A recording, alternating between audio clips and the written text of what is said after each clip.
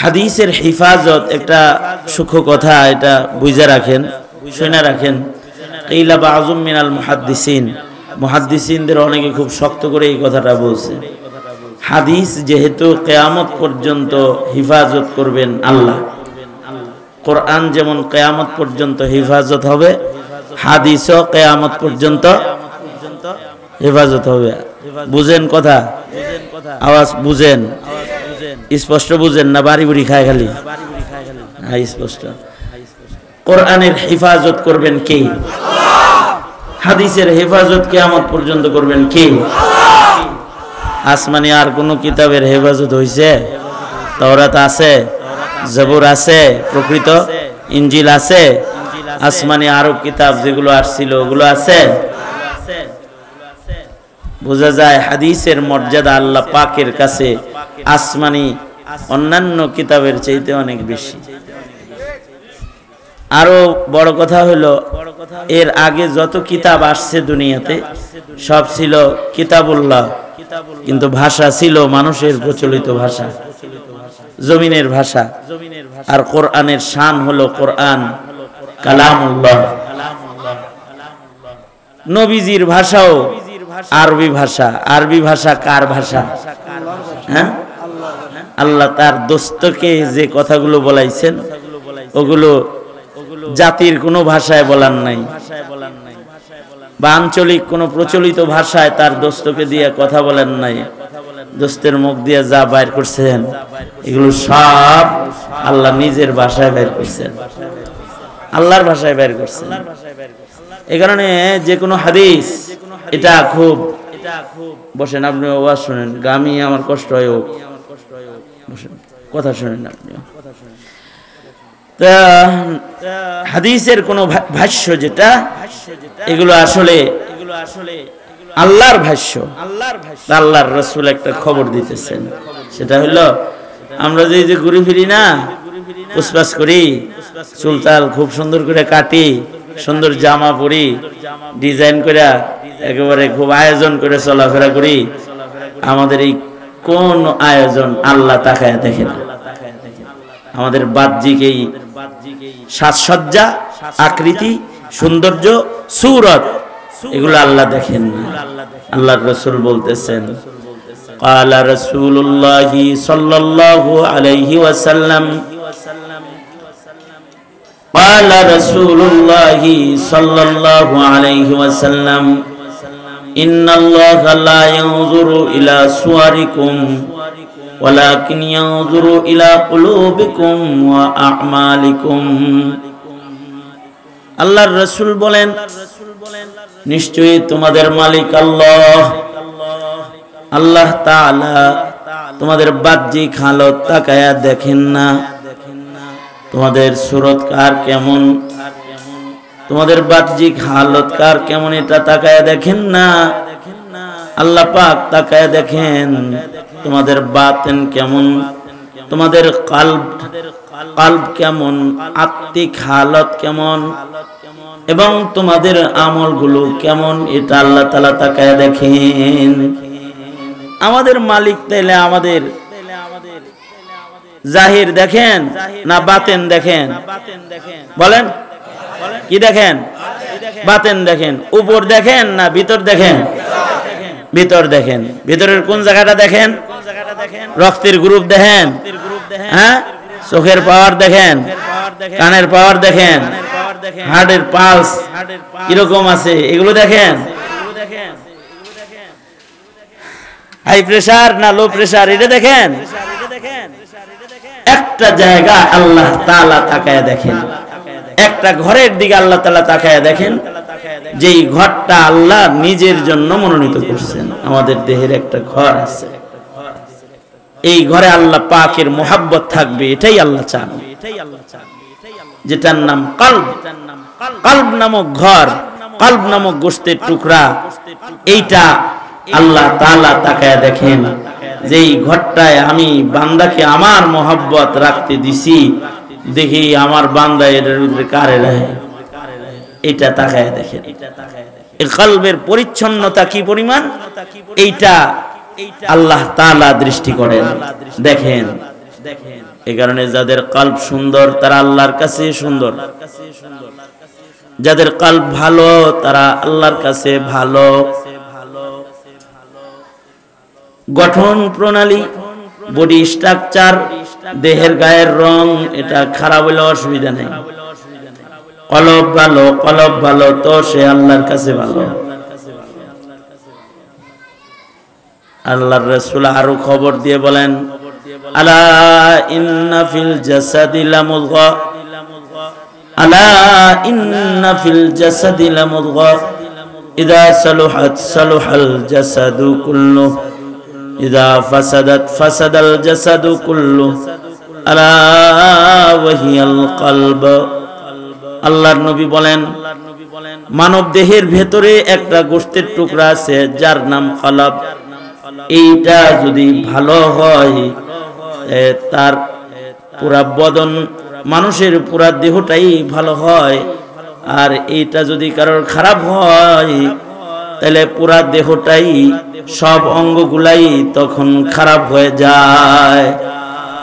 এটা আল্লাহর নবীর বক্তব্য, হাদিস। আল্লাহর রাসূল বলেন এটা ভালো, সব ভালো। কলব নামক এই ঘরের কিছু জানালা আছে। আমাদের ঘরের যেমন জানালা আছে, কলবের ওই রকম কি আছে, কিছু দরজা জানালা আছে।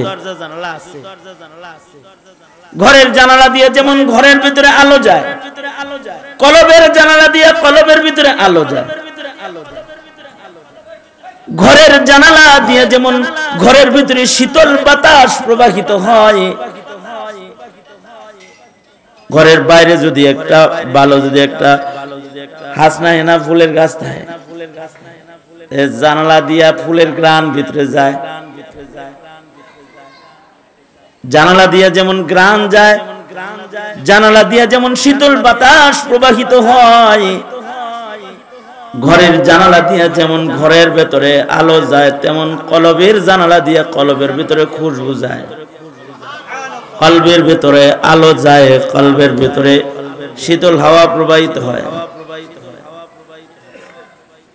ঘর যেমন নোংরা হইলে ওই ঘরে কেউ শুইতে চায় না, বসতে চায় না, থাকতে চায় না। ঘরে ডুইকা যদি দেখে ঘরে আবর্জনা, তাহলে কয় এই ঝাড়ু দি, সুন্দর কর, ধুলাবালি সাফ কর। কলবের ভেতরেও যদি আবর্জনা ময়লা জানালা দিয়ে ঢুইকা যায়, তাহলে ওই কলবের ভেতরে আল্লাহ পাকের মুহাব্বত নামক দামি জিনিসটা থাকে না, ওটা বের হয়ে যায়। কারণ আবর্জনা ময়লা যুক্ত কলব নামক ঘরকেও আল্লাহ তাআলা পছন্দ করেন না। আপনি যেমন আবর্জনাওয়ালা ঘর পছন্দ করেন না, আপনার আমার আল্লাহ আবর্জনাওয়ালা কলব পছন্দ করেন না। এ কারণে কলব নামক ঘরের ভেতরে ময়লা ঢুকারও রাস্তা আছে, আলো ঢুকারও রাস্তা আছে। ময়লা ঢুকার জানালা আছে, আলো ঢুকার জানালা আছে। ঘরের জানালা সব সময় খোলা রাখা লাগে না। সকাল বেলায় খুলছেন, রোদ্রের মিষ্টি আলো ঘরের ভিতরে ঢুকছে, কিন্তু রৌদ্র যখন প্রখর হয়ে যায় তখন জানালার পর্দা টাইনা দেয়। যে রোদটা কষ্ট করে তার ঢুকতে দিতে চায় না। জানালা যদি গরম লাগে তো শীতের বাতাস আসতেছে, দক্ষিণা হাওয়া খাইতে তো এটারে খুলে দিছে। কিন্তু যদি জানালাটা এমন জায়গা বরাবর হয়ে যায় যেখান দিয়ে আবর্জনার দুর্গন্ধ আসতেছে, তখন এটারে কি রাখে, খোলা রাখে না বন্ধ রাখে? বালু ঝড় শুরু হয়ে গেল, বালি ঝড় যখন স্টার্ট হয় তখন আর ঘর দুয়ারের জানালা খুলে রাখে? তাড়াতাড়ি আটকা, যেন ধুলাবালি ভিতরে ঢুইকা না যায়। আপনার ঘরের জানালা খোলা রাখার যেমন উপযুক্ত টাইম আছে, বন্ধ করার যেমন একটা সময় আছে, কলবের জন্য আল্লাহ তাআলা যে জানালাগুলো নির্ধারণ করেছেন এই জানালাগুলা খোলারও একটা সময় আছে, এই জানালাগুলার কপাট নামায় দেওয়ার একটা সময় আছে। আল্লাহ কয় এই নর ও নারী, ওগো রাসূল আপনি নর নারী উভয়কেই বলে দিন, ওদের সামনে যদি বেগানা নারী পড়ে যায় নরের সামনে, আর নারীর সামনে যদি বেগানা নর পড়ে যায়, তাইলে ওরা যেন জানালা, এই চোখ নামক জানালার কপাট যেন ঝুঁকায়া ফেলায়। কারণ এইবার যদি কপাট খোলা রাখে তাইলে কিন্তু কলবের ভেতরে দাগ পড়তে থাকবে, ময়লা ধরতে থাকবে। বন্ধ করতে কোন তাড়াতাড়ি। ঘরের ভিতরে আছেন, কলবের ভিতরে আলো ঢুকানোর লাইন আছে, ঘরে মা আছে, বাপ আছে, তাকায় তাকায় দেখবেন কবুল হজের আলো নূর কলবের ভেতরে ঢুকতে থাকবে, আর আমল নামায় নেকি জমা হইতে থাকবে। একই ঘরের ভেতরে আপনার ভাবি আছে, মা রেজে তো কতক্ষণ দেখছেন, তো ভাবির দেখে, যদি কেউ দেখে না, এইবার আর নূর ঢুকবে না, এবার গান্দিগি প্রবেশ করবে। পর নারী নজরে পড়েছে, এবার বলে শাটার নামাও, ইয়াগুদ্দু মিন আবসারিহিম ইয়াগুদুদুনা মিন আবসারিহিন্না। এবার শাটার খোলা রাখার কোনো সুযোগ নাই, এবার জানালাকে বন্ধ করে দাও।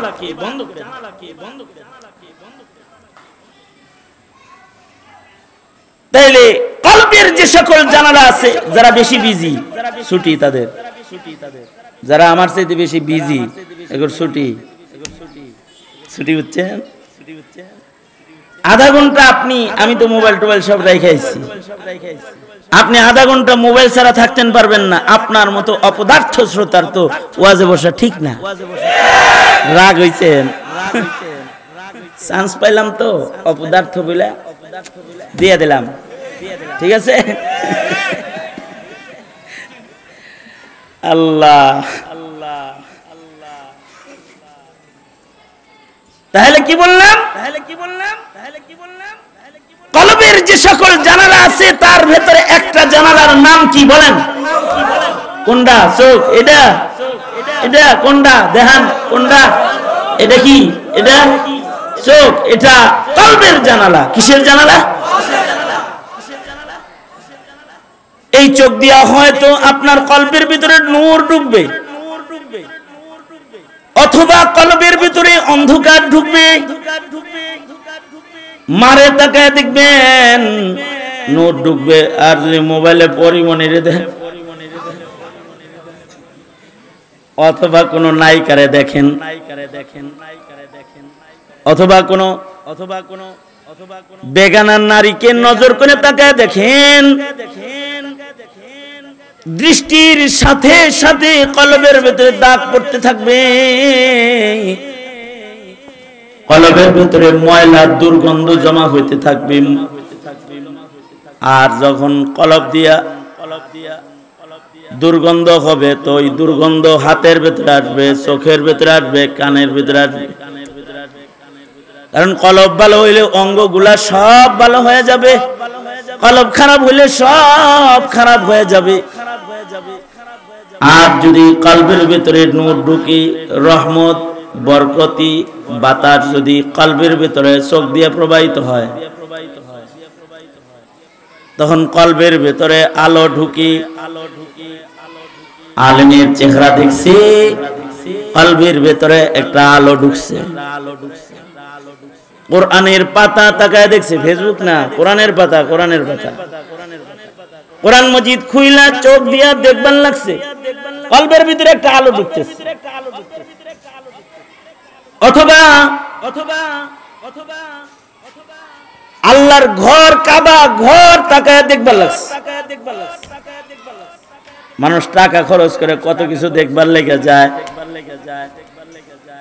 একজন কিছুদিন আগে আমারে বলতেছে, হুজুর কানাডা গেছিলাম, অনেক কিছু দেখে আইছি, আল্লাহ দিলে। আমি বললাম কিরকম টাকা খরচ হয়েছে? কয় লাখ লাখ। এই লাখ লাখ টাকা কানাডার ওই ঝর্ণা, ওই ক্যানেল, এই সুন্দর জিনিস, এইটা সেইটা, এগুলো দেখতে খরচ না করে যদি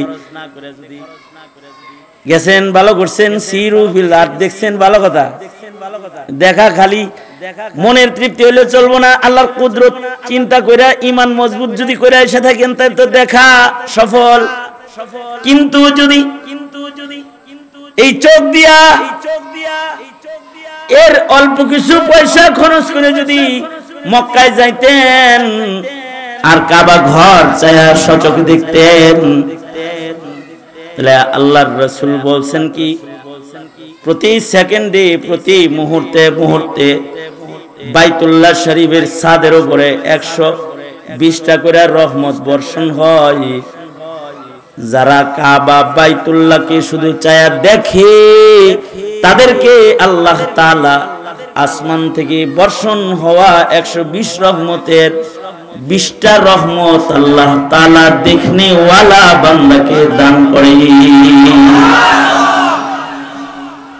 কিভাবে পাইলো রহমত? চোখ দিয়া দেখাই পেয়ে গেল।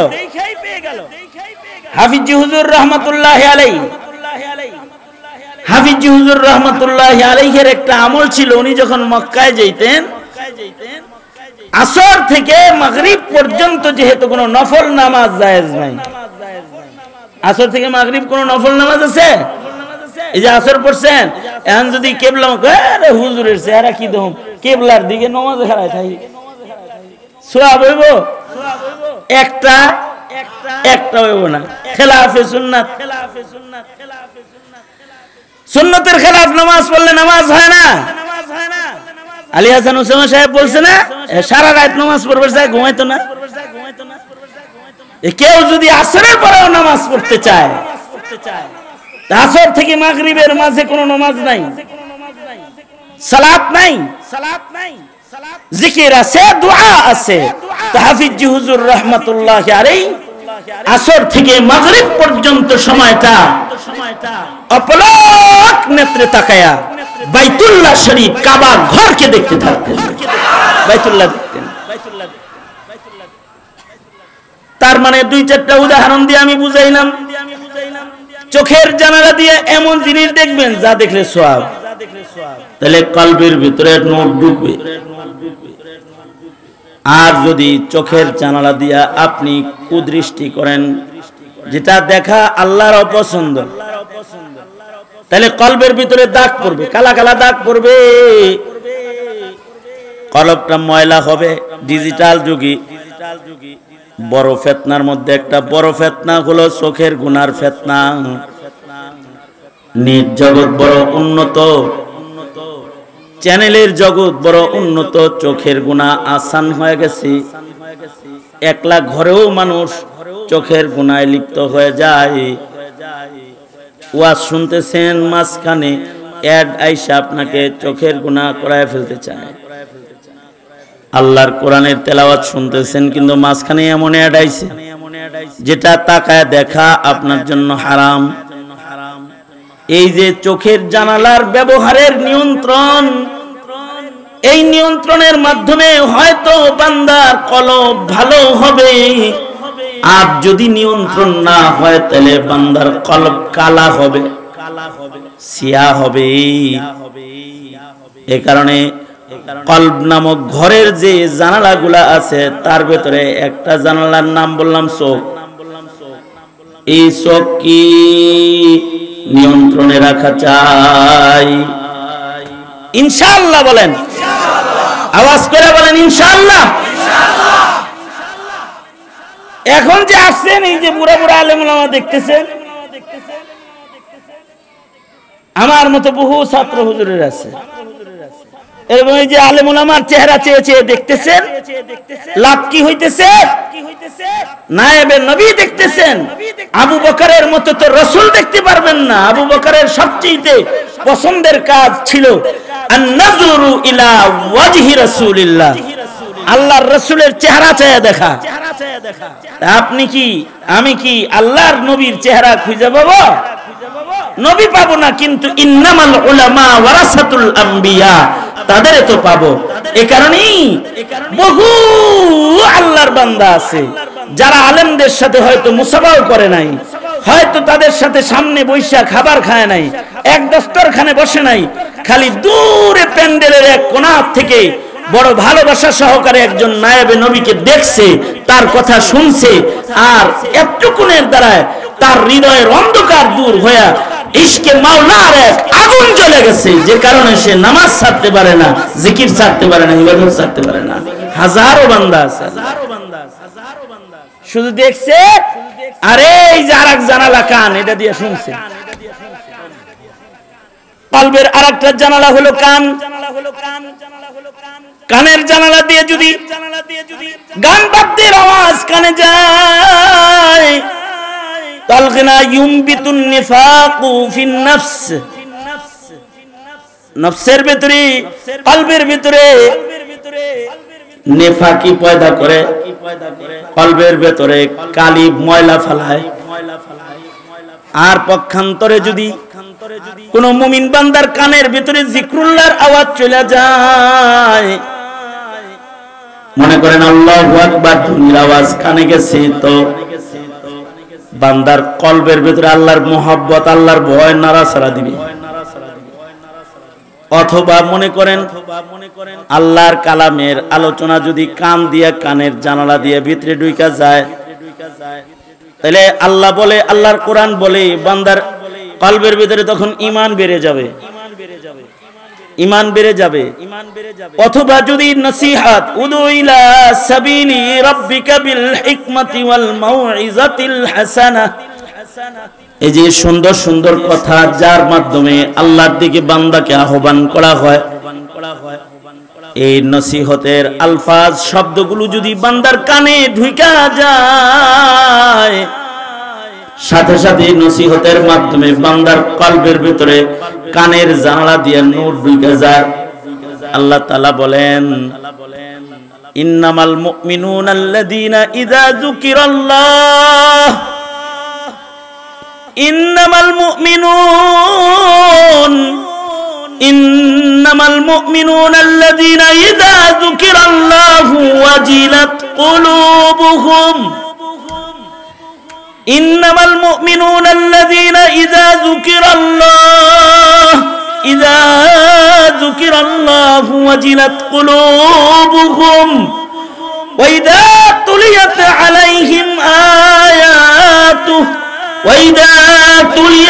আলাইহিম আয়াতুহু যাদাতুহুম ঈমানা। আল্লাহ তাআলা বলেন, মুমিন বান্দার কানে যদি আল্লাহর স্মরণ করানো হয়, তাহলে তার কলব নড়াচড়া দেয়। ওয়াজিলাত, আল্লাহ পাকের মোহাব্বতে, আল্লাহর ভয়ে কলবের ভিতরে একটা হরকত শুরু হয়। এই কারণে নারায়ে তাকবীর, আল্লাহু আকবারের আওয়াজ মুমিনের কানে গেলেও আল্লাহর নাম কানে যাওয়ার সাথে সাথে একটা ঈমানি হরকত হয়।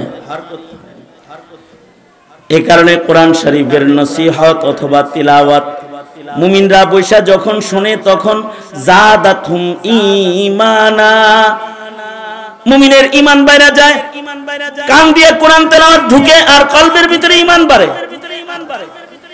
এই যে নিশ্চয়তা, কানের জানালায় জিক্রুল্লাহর আওয়াজ অথবা তিলাওয়াতের আওয়াজ পৌঁছলে যে কলবের উন্নতি, এইটার বর্ণনাকারী স্বয়ং কে? আয় বলেন, স্বয়ং কে? আল্লাহ বলতেছেন, কানে আল্লাহর নাম নিবি, নামটা পৌঁছাবি, তার সামনে আল্লাহর নামে স্মরণ করবি, তো সাথে সাথে তার কলবের ভিতরে উন্নতি হবে। আল্লাহর কোরআনের আওয়াজ কানের জানালা দিয়ে শুনবে, তো কলবের ভিতরে নূর পয়দা হবে, ঈমান বাড়বে। এই কারণে কাফের মুশরিকরা চায় না আমাদের কানে জিকিরের আওয়াজ যাক, কাফের মুশরিকরা চায় না মুসলমানের কানে কোরআনের তেলাওয়াত যাক, চায় না।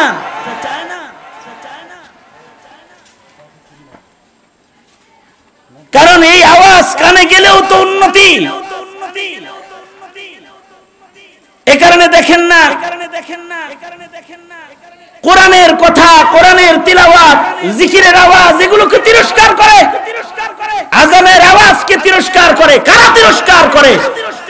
কোন মুসলমানে করে না, কাফের মুশরিকের এজেন্ট বসে বসে 17 কোটি মুসলমানের মাটিতে কাম করে। ওদের এজেন্টরা করে এগুলো বসে বসে। আজানের ধ্বনিকে বেশ্যার ধ্বনির সাথে তুলনাও করেছে এদেশে, নাউজুবিল্লাহ।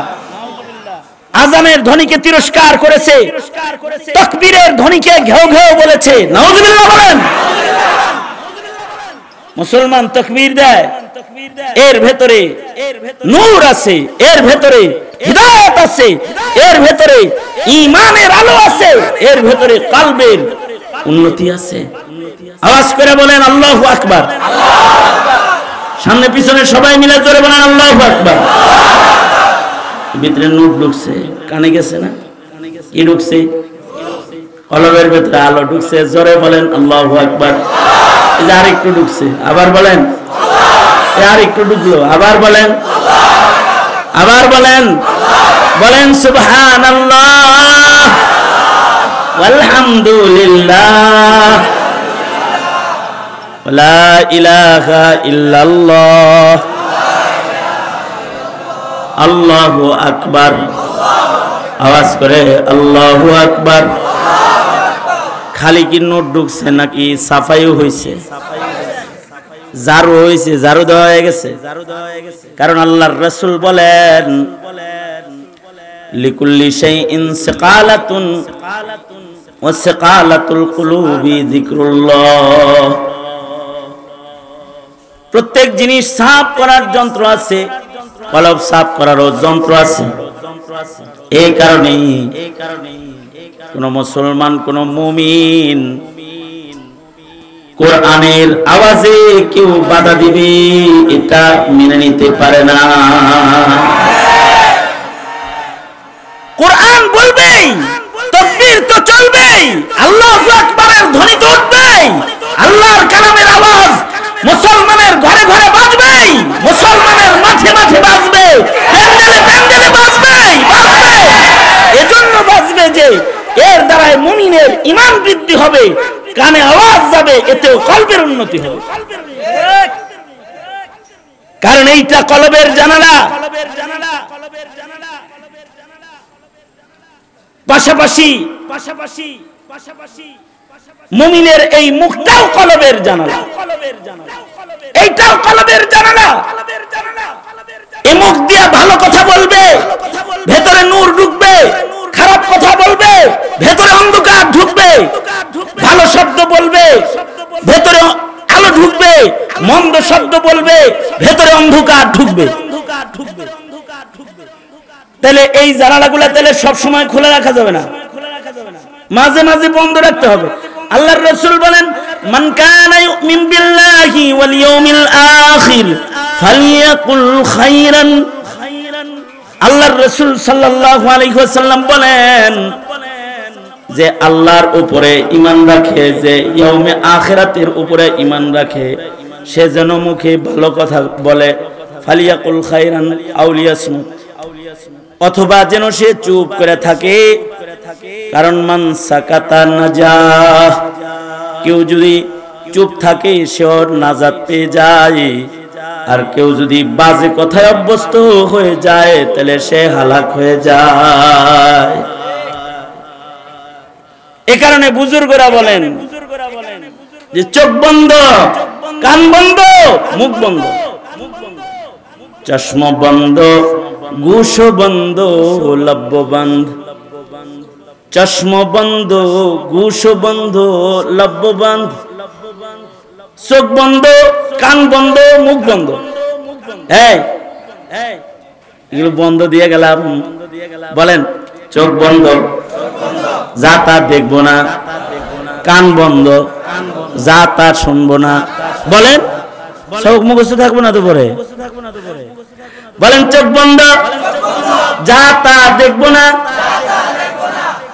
অর্থাৎ বিয়েন দেখা যাবে, ভাবি দেখা যাবে, খালাতো বোন দেখা যাবে, চাচাতো বোন দেখা যাবে, পরনারীর ছবি, সিনেমা দেখা যাবে, নাটক দেখা যাবে। হ্যাঁ বলেন, ওই জিনিস দেখা যাবে না যে জিনিস দেখলে পরে কলব সিয়া হয়, কালা হয়। তাহলে চোখ বন্ধ, বলেন যা তা দেখবো না, কান বন্ধ যা তা শুনবো না, মুখ বন্ধ, বলেন বলেন। যদি যা তা বলতে দেন তাহলে কইবেন কি আমল চালু করবেন আজকে? ঘরের ভিতরে যদি দেখেন বিবি যা তা কয়, যদি দেখেন যে ছেলে যা তা কয়, কি বলবেন? ট্রেনিং নেন, কেমনে করবেন? একটু নড়াচড়া করেন না, আলসের মধ্যে বয়ে রয়েছেন। কি করবেন কি করবেন বলেন বলেন। এই যে মুখ বন্ধ, আমাকে ওয়াজ হয়েছে, ওয়াজের আমল মুখ বন্ধ। আমাদের গ্রামে মাহফিল হয়েছে, আমাদের মাহফিলের আমল মুখ বন্ধ। কারণ সরকার বলে মান কানা ইউমিন বিল্লাহি ওয়াল ইয়াউমিল আখির, মান কানা ইউমিন বিল্লাহি ওয়াল ইয়াউমিল আখির ফালিয়াকুল খাইরান আও লিয়াসমুত। আল্লাহর রাসূল বলেন যে আল্লাহর উপরে ঈমান রাখে, যে আখিরাতের দিবসের পরে যে ঈমান রাখে, সে যেন মুখ সাবধান, সে যেন মুখে যা তা না বলে। বলবে তো ভালো কথা বলবে অথবা চুপ করে থাকবে। অপর হাদিসে আল্লাহর নবী বলেন মান সাকাতা মান সামাতা নাজাত, যে চুপ থাকবে সে নাজাত পেয়ে যাবে। কয়টা জানালা গেল? কয়টা গেল?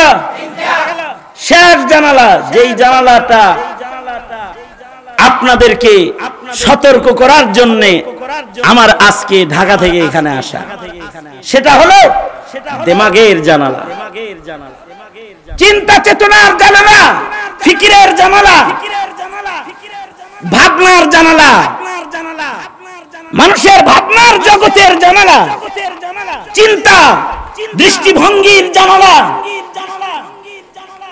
দিমাগের জানালা, আকলের জানালা।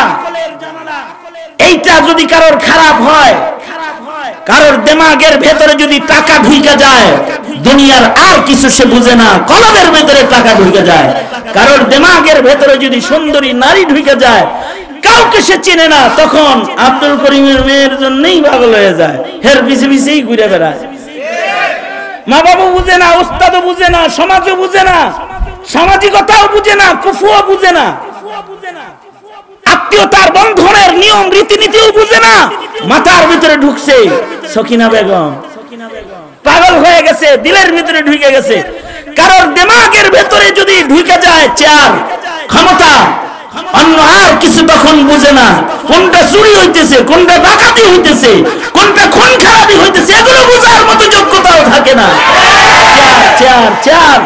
আর কখনো যদি কোন মুমিনের দিমাগের ভেতরে ঢুকে যায় আল্লাহ আল্লাহ আল্লাহ আল্লাহ আল্লাহ, তখন সে নামাজ কাজা করতে পারে না, তখন সে রোজার মাসে সূর্যের আলোয় অভদ্রের মতো ইনসানিয়তের বাইরে গিয়ে সে খাবার খেতে পারে না। যখন সে আল্লাহ ওয়ালা হয়ে যায়, দিমাগের ভেতরে যখন তার আল্লাহর চিন্তা এসে যায়, আল্লাহকে বসায় নয়, কলবের ভেতরে তখন আল্লাহর প্রেম এত উন্নত হয়ে যায় যে এবার আল্লাহকে পাওয়ার জন্য যদি তার সব জলাঞ্জলি দিতে হয়, তাহলে সে সব ছেড়ে দিতে রাজি হয়ে যায়। কারণ আল্লাযীনা আমানু আশাদ্দু হুব্বান লিল্লাহ, যারা ঈমানদার তাদের হৃদয়ে আল্লাহর মুহাব্বত হবে সর্বোচ্চ। এ কারণে যুব সমাজকে বলছি, দিমাগের ভিতরে কারে ঢুকাইবা? বলো বলো বলো। দল ঢুকাইলে মরছো, দিমাগের ভেতরে যদি নেতারে ঢুকাইলাও, নবীরে না ঢুকায়, দিমাগের ভেতরে যদি তোমার আয়েশ ভোগ বিলাস ঢুকায় ফেলাও, তাহলে খবর আছে, ইবাদত করতে পারবা না।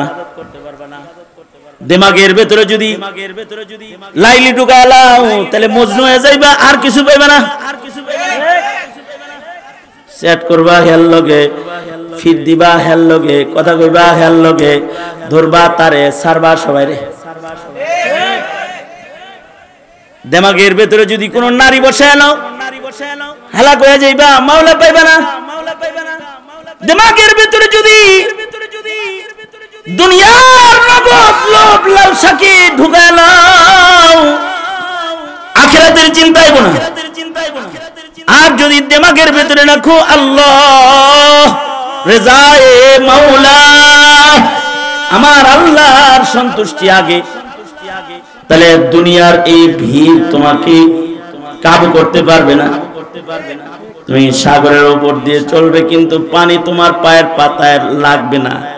রাহে দুনিয়া পে লেকিন बिल्कुल इस दुनिया से भी ताल्लुक हो, फिर दरिया पे हरगिज न कपड़ों को लगे पानी। তখন সাগরের উপর দিয়ে হেঁটে যাবে কিন্তু পাতায় পানি লাগবে না। রং তামাশার দুনিয়া চতুর্দিকে চমকাবে ঝলকাবে, কিন্তু তোমার ঈমানের কোনো ক্ষতি করতে পারবে না। যেমন সারা দুনিয়ার কুফুর আবু বকরের ঈমান ক্ষতি করতে পারে নাই।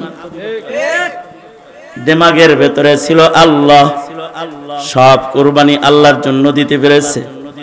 এজন্য এহে আমার হিরেক খণ্ড যুব সমাজ, আমি তোমাদের দিমাগকে জাগ্রত করি। তোমরা তোমাদের দিমাগের ভেতরে আখিরাত ঢুকাও, তোমাদের দিমাগের ভেতরে মাওলার মোহাব্বত ঢুকাও, তোমাদের দিমাগের ভেতরে নবী পাককে পাওয়ার পেরেশানি, শাফাআত পাওয়ার পেরেশানি ঢুকাও।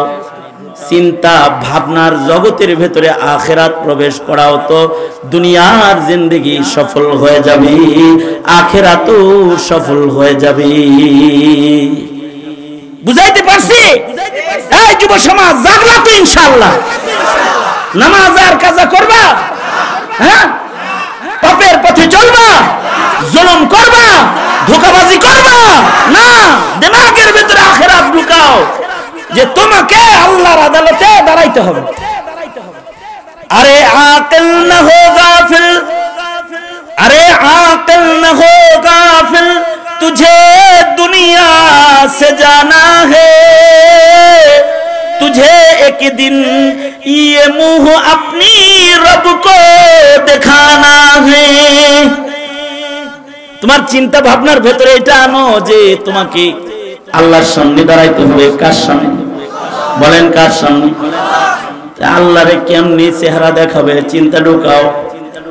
দিমাগের ভিতরে ফিকির যাদের ঢুকা যাবে এ জানালা দিয়ে, তখন শুধু তাকওয়াল্লাহ বাড়বে, কলবের ভিতরে তখন আল্লাহর প্রেম বাড়বে, নবীর প্রেম বাড়বে, আখিরাতের বুঝ তার হৃদয় নূর দিয়া মুনাওয়ার হয়ে যাবে।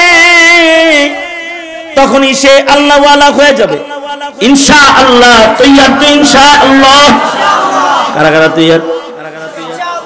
ইয়া আল্লাহ জোরে বলেন, আরো জোরে বলেন, সমস্যারে সকলে মিলে বলেন ইয়া আল্লাহ। চোখ বন্ধ করলাম, যা তা দেখবো না, কান বন্ধ করলাম, যা তা শুনবো না, মুখ বন্ধ করলাম, যা তা বলবো না। দিমাগ, ব্রেন, আকল কন্ট্রোল করব। ফিকিরের ভিতরে আল্লাহ আপনাকে বসাবো ইনশাআল্লাহ। জোরে বলেন ইনশাআল্লাহ। আল্লাহ তাআলা আমাদের সবাইকে কবুল করেন।